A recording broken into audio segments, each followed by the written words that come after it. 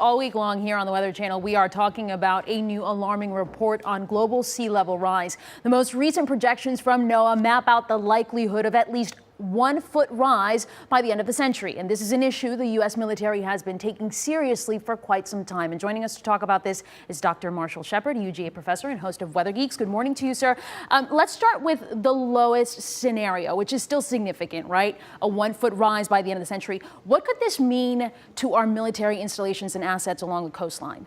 Yeah, we really don't even have to look out 50 years or centuries. We're starting to see these impacts now, Anaridis. We're seeing nuisance flooding at high tide on sunny days. We are seeing in some of the large military installations like Norfolk, transportation routes being hampered, and military personnel can't get to their posts. But more importantly, think about this. The U.S. Navy, most of their infrastructure, most of their bases are at or below sea level. So there are billions and probably even more than that dollars at stake here for their infrastructure. And I won't even mention the saltwater intrusion that happens when we get sea level rise. That's a threat to drinking supply. You've been studying this for quite some time and looking at all the scientific data. How has this research been received by the military leadership you've spoken to?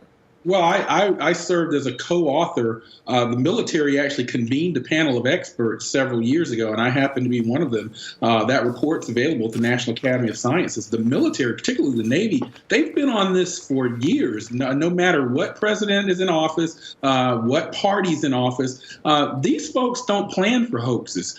They know that they have our national security and they have their infrastructure at stake, and so they have been particularly concerned about things like sea level rise, about destabilize political scenarios around the world that they have to respond to, and even more extreme events that they have to respond to from a humanitarian aid standpoint.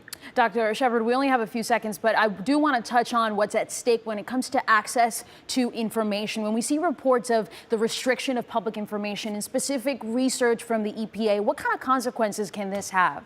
Well, we paid for it as citizens, so citizens should have access to what they paid for. This data is important, it's vital, and having an open record of that data allows all of us to have a checks and balance on it so that we don't get any biases. All right, Dr. Marshall Shepard, of course, he's going to continue this conversation on Weather Geeks. Thank you so much for joining us. You can always tune into Weather Geeks Sunday at noon Eastern, only here on the Weather Channel.